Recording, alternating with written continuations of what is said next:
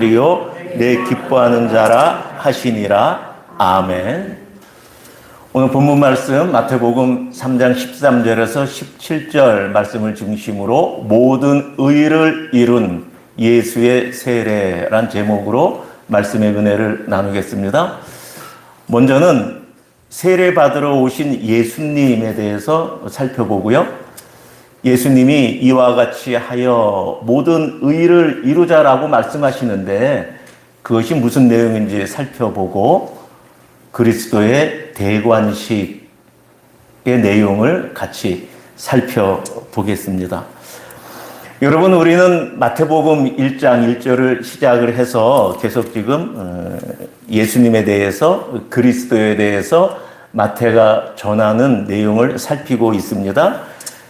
마태복음 1장 1절은 너무 쉽지만 너무 중요한 말씀이죠. 아브라함과 다윗의 자손 예수 그리스도의 계보다라면서 마태는 우리에게 예수가 그리스도임을 지금 설명하며 증명하며 증거해 주고 있습니다. 아브라함의 자손이라는 것은 지금도 그렇지만 그 당시도 족보를 뒤져보면은 거짓인지 아닌지는 명확히 드러나지요. 그런데 예수님에게는 출생의 비밀이 있다고 마태는 말해주고 있습니다. 아버지가 존재하지 않는다. 아버지가 단지 없는 것이 아니라 엄만 있는데 출생에 아버지의 그것이 없다라고 말씀하면서 그러면 어떻게 사람이 태어나는가라고 했을 때 성령이 잉태케 하여 태어난 분이다 라고 말씀해 주고 있습니다. 그러면서 왜 하나님께서 사람의 몸을 입고 이 땅에 오셔야 하는가라는 측면에서 자기 백성을 죄에서 구원하기 위해서 하나님이 육신을 입고 이 세상에 오셨다라고 말씀을 해주고 있습니다. 그렇게 하나님께서는 육신을 입고 이 땅에 오셨습니다.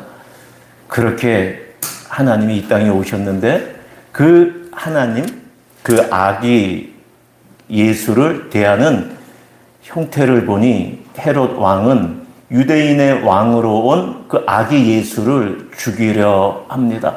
만 2살 이하의 어린아이들을 살해하라는 명령을 내렸죠.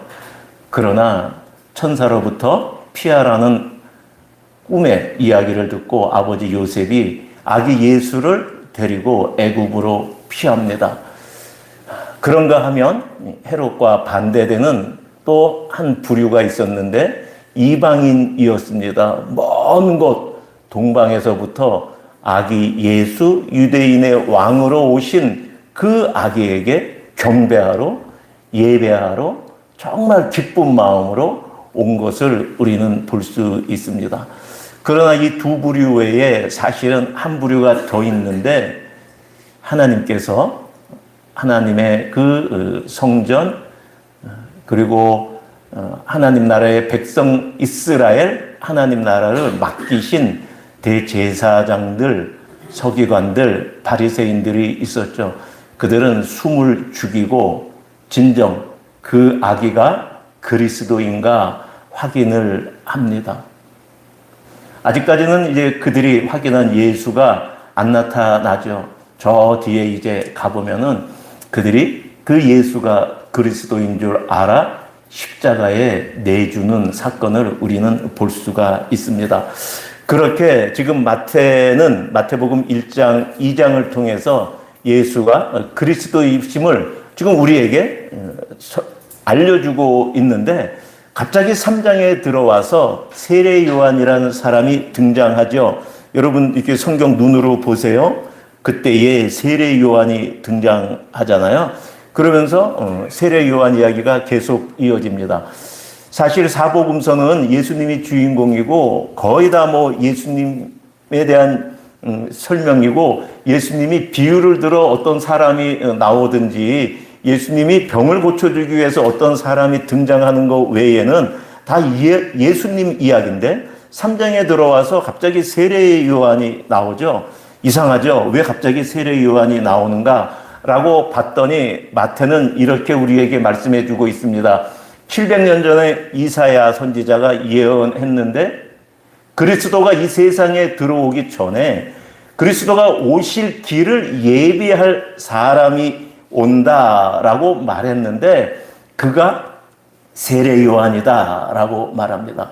그에 맞게 세례 요한은 유대 광야에서 외치는 자의 소리로 주의 길을 예비하는 자로 사역을 시작을 합니다. 세례 요한이 요단강에서 말씀을 전파하니 회개하라 천국이 가까이 왔다라고 말씀을 전파하니 예루살렘뿐이 아니라 온 유대, 온 요단강에서 사람들이 몰려오죠. 그렇게 세례 요한은 그들에게 말씀을 전합니다. 그런데 회개는 돌아서는 거거든요. 내가 죄인된 삶에서 하나님을 떠났던 삶에서 내가 이제 하나님 앞으로 돌아갑니다 라고 신앙을 고백하는 건데 거기에는 어떤 증표가 있어야 되는데 우리가 마음속에서 한 것이니 그것이 맞는지 안 맞는지 또 사실인지 아닌지 어떻게 알겠어요? 그 신앙의 고백, 회개한 증표로 세례가 있는 것이죠. 그래서 세례 요한은 너희들이 회개했느냐? 하나님 나라의 백성으로 하나님만 왕으로 모시는 그 회개를 했느냐? 그러면 그 신앙을 고백하며 신앙 고백한 것을 이 공동체 안에 증거하는, 증표하는 물세례를 주는 것이죠.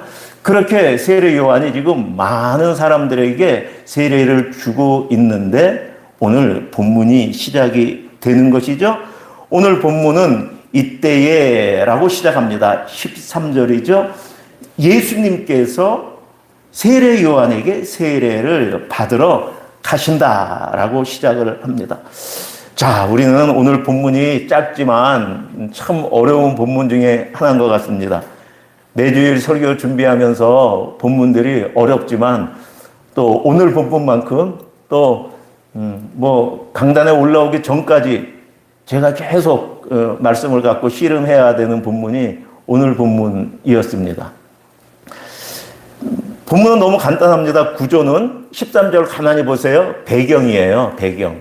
그렇죠? 그리고 14절하고 15절은 예수님하고 세례 요한 간의 대화예요. 대화. 그리고 16절, 17절 보면 예수님이 세례 요한한테 지금 세례받는 광경이죠. 여러분 근데 이거를 딱 떨어뜨려 보지 마시고 제가 지금 마태복음 1장, 2장을 쭉 설명해 드렸잖아요. 그러니까 지금 세례 요한은 예수가 그리스도인지 모르는 상태예요. 우린 알죠. 모르는 상태예요. 그러면서 지금 요단에서 말씀을 전하고 있는 것이죠. 내 뒤에 주님이 오신다. 그리스도가 오신다. 나는 그의 신을 들 수조차도 없어. 감당할 수 없어. 그분은 하나님이셔. 지금 그렇게 막 말씀을 선포하고 있는 거예요. 그런데 주님을 준비하는 자가 막 그렇게 하고 있는데 지금 그 주님이 지금 오시는 거예요. 세례 요한한테. 그 만나는 그 장면이 오늘 13절부터 17절까지인 거예요. 다시요. 이사야 선지자가, 말라기 선지자가, 엘리야가 그리스도를 준비하는 자로 오는데 그 뒤에 반드시 그 주님이 오시는데 오늘 본문은 이제 그 주님하고 그 준비하시는 자하고 만나는 지금 그 장면이라는 것이죠. 그렇죠? 얼마나 뭐라 그래야 되나요? 뭐 스펙타클 하다고 해야 되나요? 얼마나 지금 어마어마한 만남이 성사가 되겠습니까? 여러분이 누군가 꼭 만나고 싶은 사람하고 그렇게 고대해서 딱 만났어요. 여러분, 그러면 그 기쁨, 그 감격, 또 거기서 나눈 그 대화들, 여러분, 그거에 대한 거는 정말, 심오한 것이겠죠. 또 더군다나 세례 요한은 지금 구약 전체가 지금 말씀하고 있는 그리스도를 지금 사모하고 자기가 지금 그 그리스도 준비하고 있는데 그분이 지금 오시니 그분하고 만날 걸 지금 생각하며 지금 얼마나 지금 많은 것들이 있었겠어요. 근데 그 만나는 지금 그 장면이 지금 5절밖에 안 되게끔 지금 짧게 표현되어 있거든요, 우리한테. 그런데 뭐예요? 이 안에 내용은 어마어마한 거죠. 구약에 지금 아브라함 때부터 2000년의 지금 내용이 지금 여기서 지금 맞닥뜨려지는 건데, 그리스도가 나타나갖고 맞닥뜨려지는 거예요. 이사야 선지자로부터 해도 700년의 지금 기다림, 그분이 지금 등장하는 건데, 그분하고의 그 만남, 그 대화는 어마어마할 겁니다. 그러한 상태에서 생각을 해보면 참 질문도 많아요. 아니, 신발끈도 못 드는데, 아니, 그 종만도 안 되는, 하인만도 안 되는 그 세례 요한한테 주님이 세례 받으신다고? 그리스도가? 무슨 얘기야, 지금? 그 질문이 지금 읽으면서 막 여러분 들지 않으세요? 아니, 방금 전에 세례 요한이 나는 그분의 힘도 들 수도 없어. 내가 그런 분이셔. 라고 했는데 예수님은 지금 그 세례 요한한테 머리를 내밀고 나에게 세례 주세요. 라고 하는 있는 이 광경을 어떻게 봐야 되는 건지.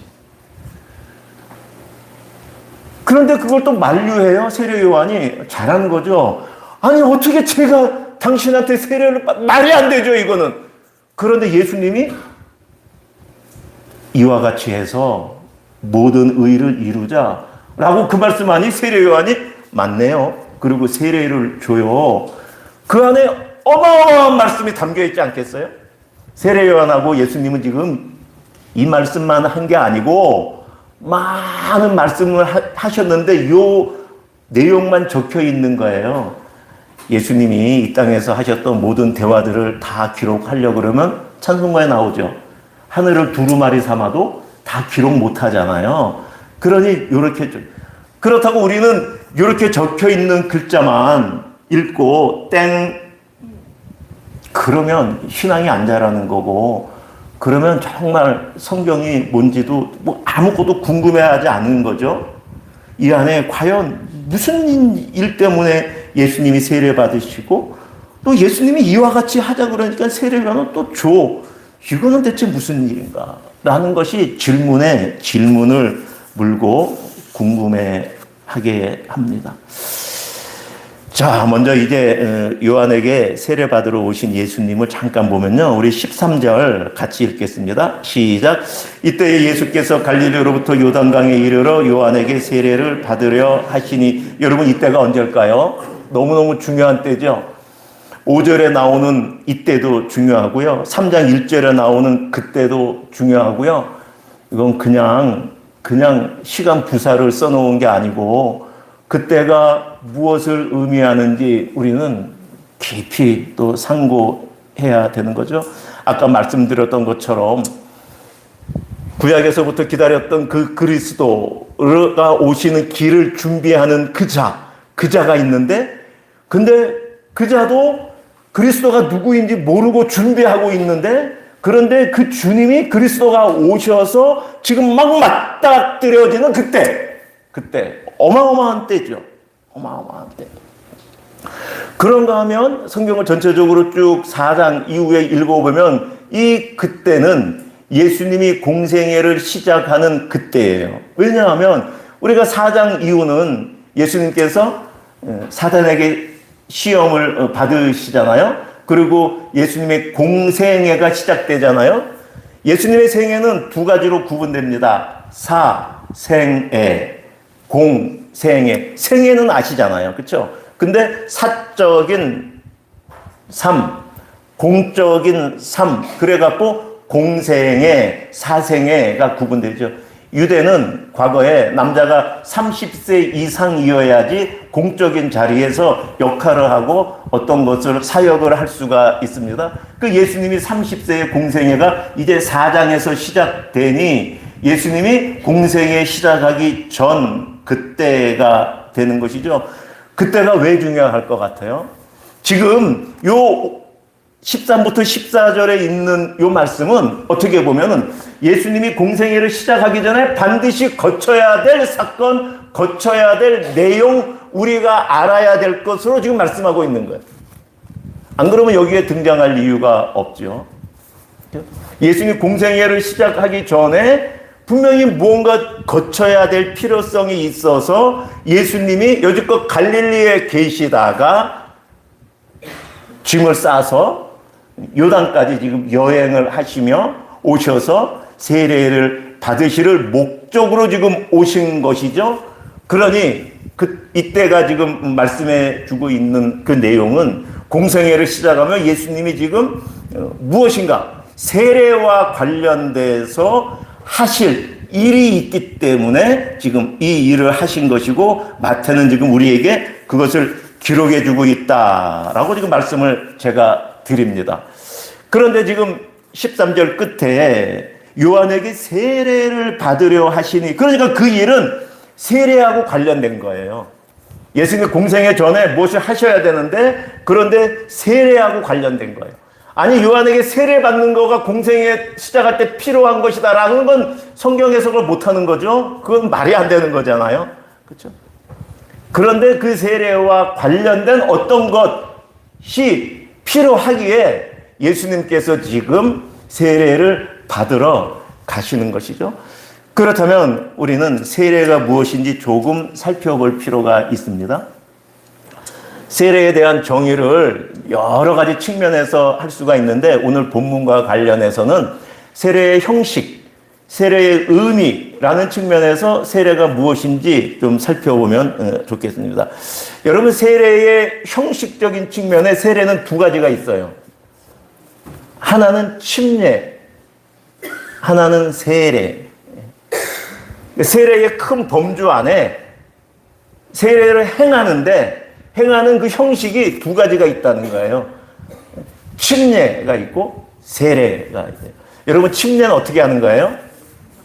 침례는 물 속에 이제 가는 거예요. 시냇가 가면 물이 한 이만큼 들어와요.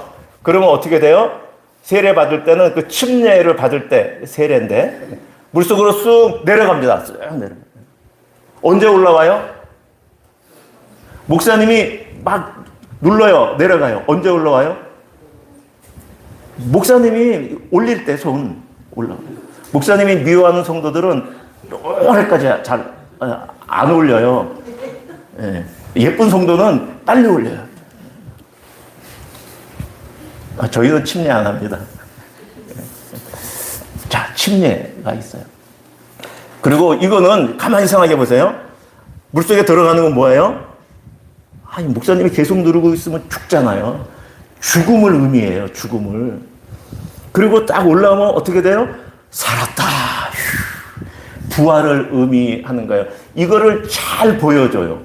세례의 종류 중에 하나가 침례가 있는데, 침례는 죽음과 우리가 죄인된 삶을 내가 이제 더 이상 살지 않겠습니다. 나의 옛 자아는 죽었습니다. 라고 우리가 그렇게 했을 때 그 옛 자아가 죽은 것을 잘 표현해주고 예수 그리스도와 함께 새 생명 얻은 중생의 그 삶을 잘 표현해주는 게 침례에 담겨 있어요. 여러분이 침례를 받았다고 생각해 보세요. 정말 그때 숨 넘어갈 뻔했어. 간신히 살았네. 평생 기억할 거 아니에요. 그렇죠? 그런가 하면 세례는 뭐예요? 우리가 보통 하는 세례죠. 물에다가 이렇게 세례자가 이렇게 해서 세례받을 사람의 머리 위에 물을 뿌려 씻음, 깨끗하게 함. 이것을 이제 의미하는 거죠. 저 침례는 기독교 안에 침례교에서 많이 저 형식을 따르고 있고요. 그 다음에 세례는 기독교 안에 캐톨릭, 동방 정교회 뿐이 아니라 대부분의 기독교회가 이 세례를 형식으로 취하고 있어요. 이 두 가지. 자, 이렇게 형식적인 측면에서 두 가지가 있는데 의미적인 측면에서도 또 두 가지를 한번 살펴보고 싶은데 외적 의미와 내적 의미입니다. 외적 의미는 아까도 말씀드렸지만 그 세례 받을 때 그냥 주는 게 아니고 신앙 고백이 있어야 주잖아요. 그러니까 신앙 고백을 했다라는 증표로 세례를 주는 거죠. 그렇죠? 그리고 우리와 이제 같은 신앙의 공동체라는 그 외적 의미에서 세례를 주는 거죠. 이거 없이 나는 믿어. 그렇게 하면 여기 신천지 다 들어오잖아요. 여기 이단 뭐 다 들어올 거 아니에요. 그렇죠? 세례를 잘 세례의 내용을 검증해야 될 필요성이 있는 것이죠. 이게 세례의 외적 의미가 있는데 여러분이 내적 의미가 어떻게 보면 더 중요한데 내적 의미는 침례는 아까 말씀드렸잖아요. 이거 뭐예요? 십자가에서 예수님이 죽은 것과 같이 나도 죽어요. 그리고 예수님이 부활하신 것처럼 나도 이제 중생의 새 삶을 살아야 뭐예요? 그리스도와 연합된 로마서나 바울 서신에 많이 나오죠. 그렇죠? 그리스도와 함께 죽었다가 그리스도와 함께 그리스도와 연합이에요. 그게 연합이에요. 그렇죠? 그리스도와 연합이 다른 연합이 아니라 예수님과 함께 십자가에 죽고 함께 다시 우리가 부활하는 그것이 연합의 핵심이죠. 근데 그것이 침례에 잘 드러나 있어요. 그런가 하면 세례의 또 다른 그 내적 의미는 죄 씻음인데 아까 이거는 저기 형식에서 세례하고 이 죄 씻음이 잘 연결되어 있죠. 그러니까 세례란 우리의 죄를 씻는 것에서 끝나지 않고 죄 씻은 것뿐이 아니라 예수님과 십자가에서 같이 내 옛자아가 죽고 내 새로운 자아가 부활, 탄생한 그 그리스도와의 연합을 잘 드러내는 게 침례하고 세례에 있는 합쳐져 있는 세례의 의미예요. 그런 의미. 자, 이 부분을 이제 좀 우리가 이제 이해하고 예수님하고 세례 요한의 대화로 넘어가면 좋겠습니다. 자, 이렇게 오니 세례 요한이 난리가 났죠. 뭐라 그래요? 세례 요한이 14절 시작. 요한이 말려 이르되 내가 당신에게서 세례를 받아야 할 터인데 당신이 내게로 오시나이까. 여러분 아까 말씀드렸잖아요. 세례가 뭐예요? 회개한 증표로 주는 건데 회개 내가 죄인입니다. 내가 이제 하나님 앞에 돌아갑니다. 근데 그리스도는 누구예요? 예수는 누구예요? 참 하나님? 참 사람? 뭐예요? 죄가 없으신 분. 그런데 죄가 없으신 분이 세례를 받아요? 말이 안 되잖아. 세례 요한이 말하는 거예요. 말이 안 돼요, 지금. 죄 없으신 분이 어떻게 세례를 받아요? 말이 안 되는데. 못 받죠? 라고 지금 세례 요한이 예수님한테 지금 말씀을 드리는 것이죠. 그런데 예수님이 15절 이렇게 말씀하십니다. 여러분 성경책을 좀 봐주셔야 돼요. 성경책 여러분 15절 같이 시작. 예수께서 대답하여 이르시되 이제 허락하라. 우리가 이와 같이 하여 모든 일을 이루는 것이 합당하니라 하시니 이에 요한이 허락하는지라. 예, 요한이 허락했어요. 야, 요한은 뭐 예수님하고 이거보다 더 많은 말씀을 나눴죠. 그랬더니 요한은 이해가 됐어요. 근데 우리는 지금 요 말씀만 있으니까는 이해가 안 되죠. 제가 일주일 동안 이 말씀 갖고 주석이나 다른 많은 책들을 보고 그 도움을 받아도 제가 설교 강단에 올라오기 전까지 저를 힘들게 한 내용이거든요. 뭐 이게 뭐 그냥 1 더하기 1은 그렇게 말할 수 있는 부분이 아니어가지고 아주 저한테 힘들게 했던 건 이거예요. 우리가 이와 같이 하여 뭘 말하는 거야? 이와 같이 단지 그냥 세례인가? 그거는 아까 세례 요한대로 아니지 죄 없으신 분은 안 받아야지. 근데 왜 이렇게 하는 거야? 그 다음에 모든 의 이루는 것이 합당. 아니 그렇게 예수님이 세례 요한한테 세례 받는 게 이게 무슨 의야? 그래서 어떤 의가 이루어져? 라는 것. 여러분은 뭐 그런 질문 안 궁금하세요? 저만 궁금한 거예요? 저는 궁금한 것뿐이 아니라 주석의 설명을 봐도 왜 이렇게 어렵고 난해하고 힘든지 제가 저를 힘들게 했습니다. 이걸 제가 잘 풀어내면 좋겠는데, 잘 전달하면 좋겠는데, 성도님들에게. 자, 이걸 이제 우리가 풀어내기 위해서 세례가 무엇인지 아까 잠깐 살펴봤잖아요. 그런데 세례에 더 확장된 의미의 세례가 있어요. 마가복음 10장 가보겠습니다. 다 성경책 좀 찾아주세요. 마가복음 10장. 그러니까 성경에서 세례라고 했을 때, 좀 아까 예수님이 세례 받으러 가신다라고 했을 때 그 세례는 지금까지 제가 말씀드렸던 세례하고 다른 세례가 있는 거예요. 그게 마가복음 10장 32절, 33절, 34절입니다. 보세요. 32절 하반절에 이에 다시 12제자를 데리시고 자기가 당할 일을 말씀하는 거예요. 33, 34 같이 시작.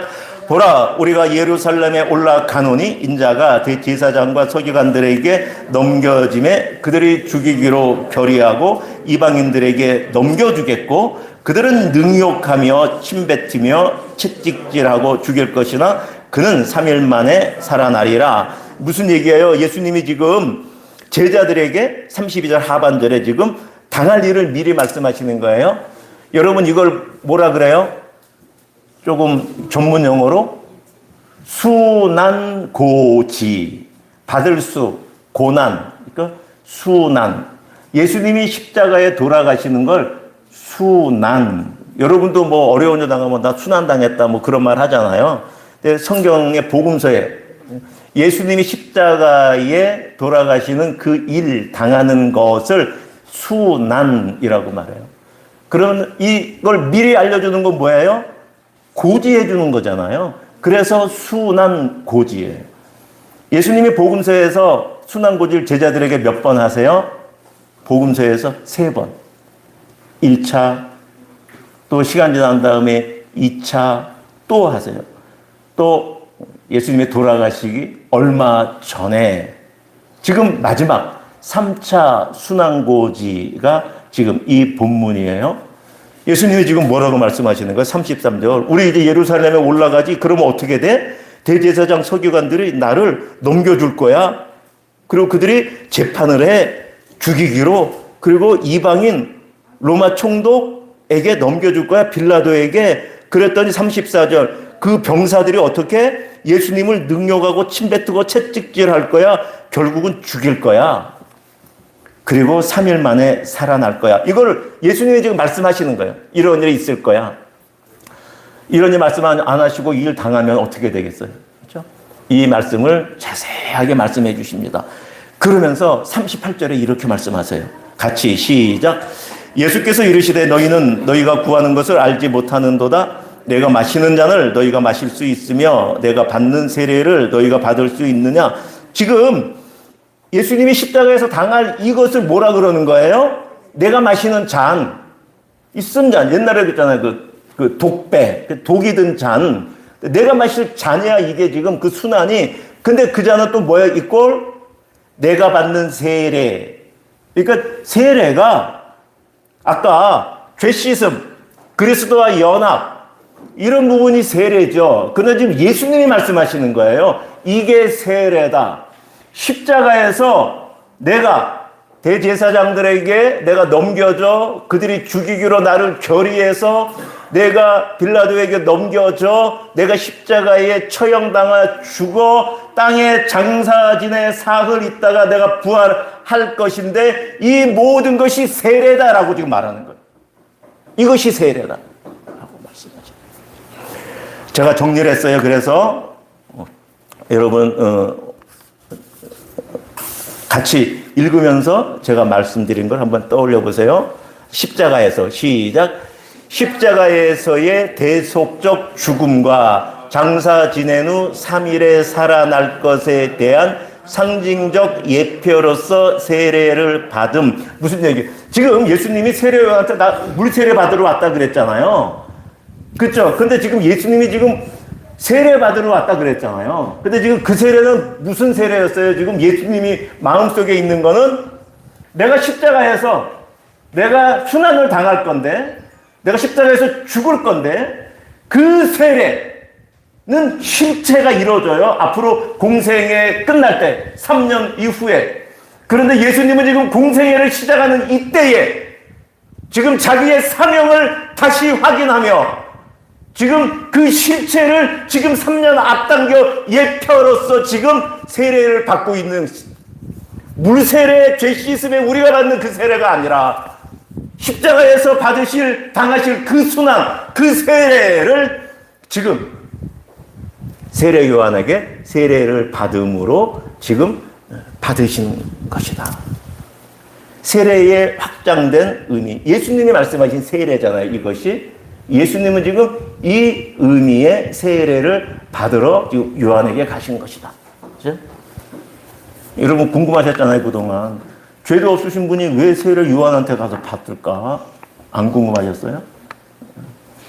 다시 말씀드리면 이때가 공생에 시작하기 전에 예수님께서는 자기 사역에 이 땅에 오신 목적, 십자가에 당하실 그 실체를 시작하기에 앞서 다시 확인하며 다시 그것을 시작할 때 다 당하신 것이죠. 그런가 하면 또 로마서 6장 3절 4절 말씀 보겠습니다. 로마서 6장 3절 4절.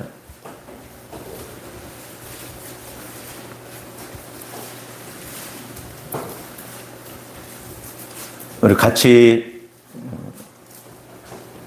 4절 상반절까지만 합독하면 되겠습니다. 시작. 무릇 그리스도 예수와 합하여 세례를 받은 우리는 그의 죽으심과 합하여 세례를 받은 줄을 알지 못하느냐? 그러므로 우리가 그의 죽으심과 합하여 세례를 받음으로 그와 함께 장사되었다. 지금 말하잖아요. 여러분 지금 3절에 예수 그리스도와 합하여 세례를 받은 여러분 예수 그리스도와 언제 함께 세례 받으셨어요? 지금 예수님 말씀하시는 거예요. 지금 바울 사도가 말하는 거예요. 예수와 함께 세례를 받았다. 언제? 어떻게? 이상하죠? 또 그의 죽으심과 합하여 세례를 4절에 그의 죽으심과 합하여 세례를 받았다라고 지금 이렇게 말하고 있잖아요. 예수 그리스도와 함께. 그러니까 세례는 아까 우리가 볼 때 그렇잖아요. 예수 그리스도가 나의 죄를 대신해서 십자가에서 죽으셨습니다. 이걸 고백하는 거죠. 믿고 고백하는 것이죠. 그러면 이렇게 되는 것이죠. 우리가 세례를 받을 때 내가 그 신앙 고백을 할 때 예수님 안에서 예수님과 함께 십자가에서 죽은 거가 되는 거예요. 다시요. 예수님이 나를 위해서 십자가에 죽으셨습니다라고 고백하잖아요. 예수님은 죽으셨잖아요. 실제적으로 죽으셨잖아요. 근데 내가 예수님이 나의 죄를 위해 십자가에서 죽으셨습니다. 나는 그분으로 인해만 구원 받습니다라고 고백을 할 때 나는 내 영의 실제는 예수 그리스도 안에서 내 옛자가 십자가에 못 박혀 죽는 그 일이 일어나는 거예요. 물론 내가 지금 이 고백을 하는 것도 내 영 안에 어떤 상태에서 하는지는 우리는 다 분별할 수 없죠. 입으로만 하는지 어떠한 상태로 하는지. 그런데 하나님이 받으시기에 합당한 그 고백이 있는 그 자에게는 내가 예수 그리스도 안에서 내가 예수가 나의 죄를 위해 십자가에 죽으셨습니다라고 고백하고 주님 앞으로 돌아왔을 때 그 사람의 자아는 예수 그리스도 안에서 십자가에서 그 옛자가 죽고 그 죄의 사망의 권세가 그를 이제 거기서 풀려나 구원이 확정이 된 거죠. 그 상태가 된 거죠. 그러니까 예수와 합하여라고 지금 바울 사도가 말하는데 언제 합해졌냐라는 게 문제가 돼요. 언제 어떻게 합해졌는가? 우리는 그냥 세례 받으면 그냥 우리가 세례 받는 거지 그거가 예수가 세례 받는 거하고 언제 합쳐졌는가라고 했을 때 합쳐지지가 않거든요. 근데 지금 이 세례 요한의 세례를 예수님이 받음으로 지금 예수님 그리스도께서 세례 요한의 세례를 받음으로 예수가 그리스도이시며 나의 구주라고 고백하는, 신앙 고백하는 모든 사람들, 모든 세대의 모든 그 고백하는 자들을 예수 그리스도 안으로 연합시키는 그 사건이 지금 이 사건이에요. 예수님이 세례요한한테 세례를 받음으로, 그것이 없으면 우리의 세례는 우리의 세례로 그냥 끝나는데, 우리의 세례가 예수 그리스도가 받은 그 세례 안으로 우리의 모든 세례는 다 연합하게 된다. 그걸 위해서 지금 세례 요한한테 세례를 받으신다라는 거예요. 그 일을 위해서. 여러분, 하나님께서 지금 세례 요한한테 세례 받으신 것은 어떤 일일까 한번 생각을 좀 한번 해보셔요.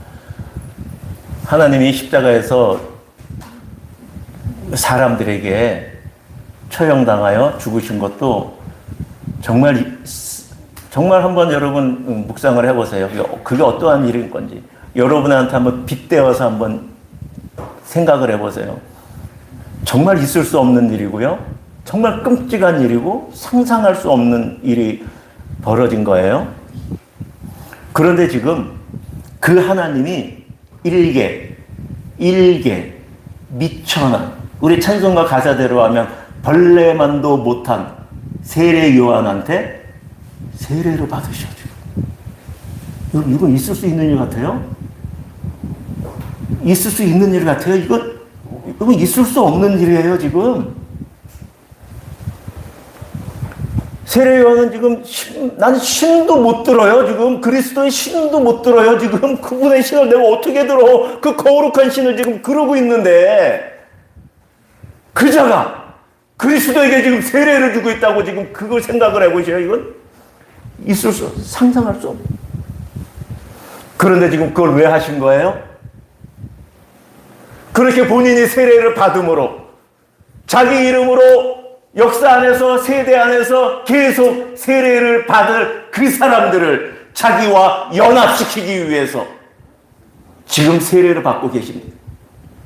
나를 위해서 그 자기 세례 안으로 나를 초대하기 위해서, 나와 연합하기 위해서 그렇게 해주신다는 것입니다.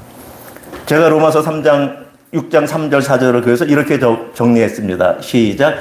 세례를 받는 일에 있어 성도들과 함께 하기 위해 세례를 받으셨다. 그렇죠? 여러분은 누구를 위해서 여러분이 얼마나 낮아져 보셨어요? 그렇죠? 가끔 영화 같은 거 보면 뭘 위해서 너 정말 그러면 내 가랑이 밑으로 기어 들어와, 그런 수모를 당하는 거 가끔 어떤 영화 같은 거 우리가 보잖아요. 지금요. 여러분, 그것도 인간적으로는 어마어마한 수모죠. 그렇죠? 지금 하나님께서, 그리스도께서 사람에게 지금 세례를 받는 근데 이거는 지금 예수님이 순환으로 받으시는 것이 아니라 그 이후에 자기 이름 안에서 세례받을 모든 우리와 연합하기 위해서, 그렇죠? 함께 하기 위해서 지금 물세례에 지금 받고 계시는다라는 거예요. 자, 그래서 이거가 어떻게 되는 거예요? 그러니까 이렇게 해서 모든 의가 이루어지는데, 모든 의의 첫 번째 아까 물세례를 통해서 자기 백성과 하나로 연합하시는 그러한 의를 우리에게 지금 주신 거예요.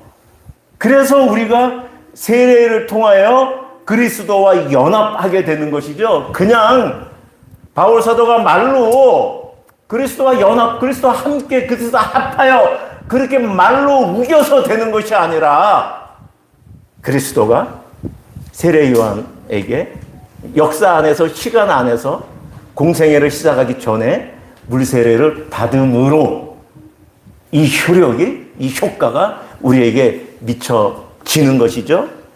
그런가 하면 우리가 세례를 다 이렇게 했지만 세례는 우리가 죽은 이후에 다시 우리를 새 생명으로 살리는 거잖아요. 그렇죠? 그러니까 그렇게 자기 백성을 구원하시는 생명의 주가 되시는 그 의를 다 이루신 것이죠. 이 세례는 아까 십자가에서 순환을 받는 그 세례, 그렇죠?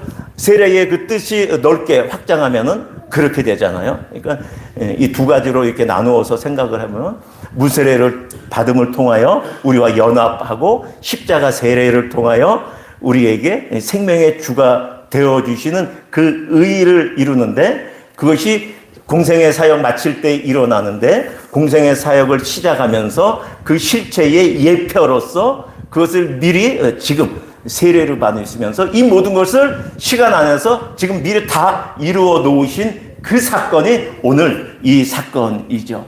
그래서 16, 17절, 우리 16절 상반절 같이 읽겠습니다. 시작.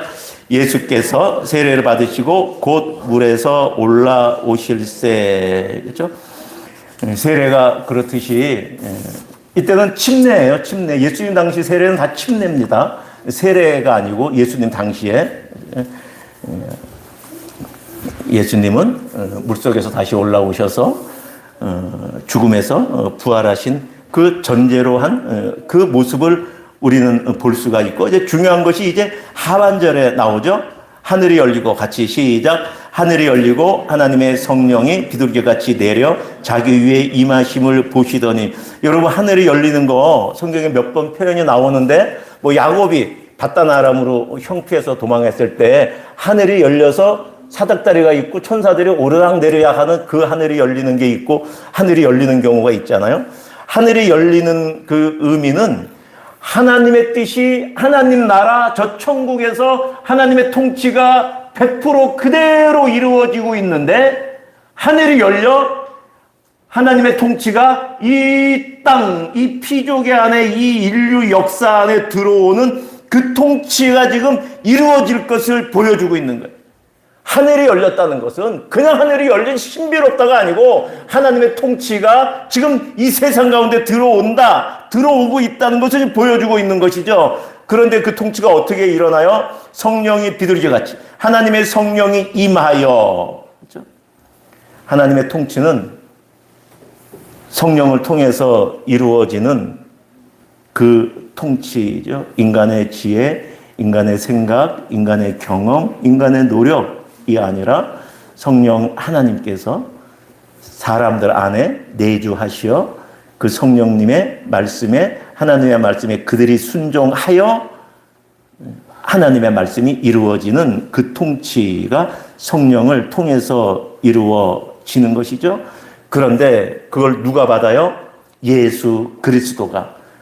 자기 위에 임하심을 보고, 자기가 누구예요? 예수님. 그렇죠?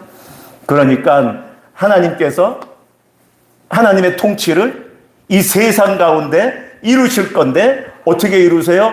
예수를 통하여 성령을 부어주셔서 예수를 이 세상의 왕이 되게 지금 하시는 거예요. 지금 16절은 예수가 이 세상을 다스리는 왕이다라는 걸 지금 선포하고 있는 거예요. 하늘이 열려 하나님의 통치가 예수를 통해서 일어날 것이다 라고 지금 말씀을 하고 있는 거예요. 일어난다 라고 말씀하시는 거예요.